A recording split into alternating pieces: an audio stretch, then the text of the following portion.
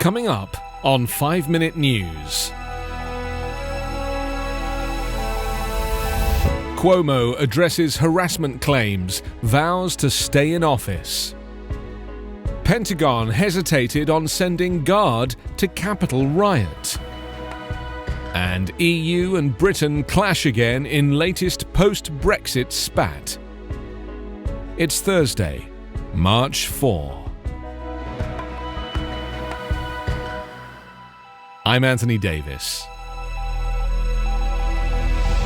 New York Governor Andrew Cuomo on Wednesday said he intends to remain in office in the face of sexual harassment allegations that have weakened his support and led to calls for his resignation. The Democratic governor, speaking somberly in his first public appearance since 3 women accused him of inappropriate touching and offensive remarks, apologized and said that he learned an important lesson about his behavior around women. I now understand that I acted in a way that made people feel uncomfortable, Cuomo said. It was unintentional, and I truly and deeply apologize for it. Asked about calls for him to step aside, the third-term governor said, "I wasn't elected by politicians, I was elected by the people of the state of New York. I am not going to resign." Cuomo acknowledged sensitivities have changed and behavior has changed, and that what he considers his customary greeting, an old-world approach that often involved kisses and hugs, is no longer acceptable. But the allegations against the governor go beyond aggressive greetings. Former aide Lindsey Boylan accused Cuomo of having harassed her throughout her employment and said he once suggested a game of strip poker aboard his state-owned jet.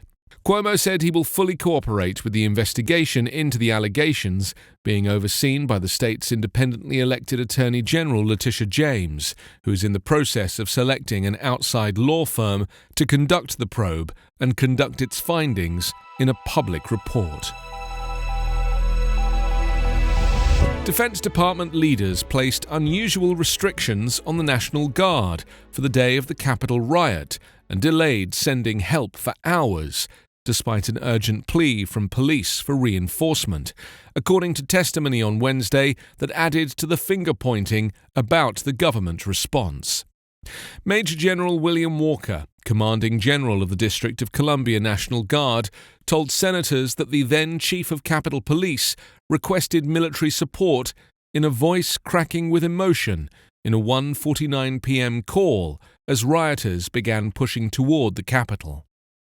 Walker said he immediately relayed the request to the Army, but did not learn until 5:08 p.m. that the Defense Department had approved it. Guard troops who had been waiting on buses were then rushed to the Capitol, arriving in 18 minutes, Walker said.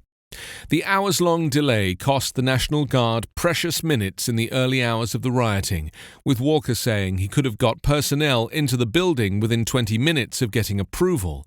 As it stood, the support did not happen until the evening. The delay also stood in contrast to the swift authorization for National Guard support that Walker was granted in response to the civil unrest that roiled Washington last June as racial justice protests grew. Mindful of criticism that the response to the demonstrations last spring was heavy-handed, military officials were also concerned about the optics of a substantial National Guard presence at the Capitol, and that such visuals could inflame the rioters, Walker said. The European Union said on Wednesday that Britain's unilateral action on trade rules will breach international law and is threatening legal action as post-Brexit tensions continue to escalate between the two sides. Commission Vice President Maros Sefcovic said in a statement that the UK's decision to unilaterally extend a grace period on checks for goods moving between Britain and Northern Ireland amounts to a violation of the so-called Northern Ireland Protocol. The protocol was designed to ensure an open border between Northern Ireland and the Irish Republic after Brexit. This is the second time that the UK government is set to breach international law, Sefcovic said. This also constitutes a clear departure from the constructive approach that has prevailed up until now. The EU's anger was sparked by the British government's decision to extend until October a grace period for checks on agri-food entering Northern Ireland that was set to expire at the end of the month.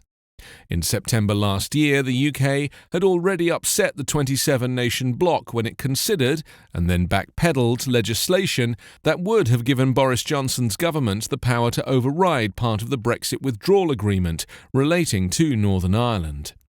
The sensitivity of Northern Ireland's status was underscored earlier this year when the EU threatened to ban shipments of coronavirus vaccines to Northern Ireland as part of moves to shore up the bloc's supply. That would have drawn a hard border on the island of Ireland, exactly the scenario the Brexit deal was crafted to avoid. You can subscribe to 5 Minute News on YouTube with your preferred podcast app. Ask your smart speaker or enable 5 Minute News as your Amazon Alexa flash briefing skill.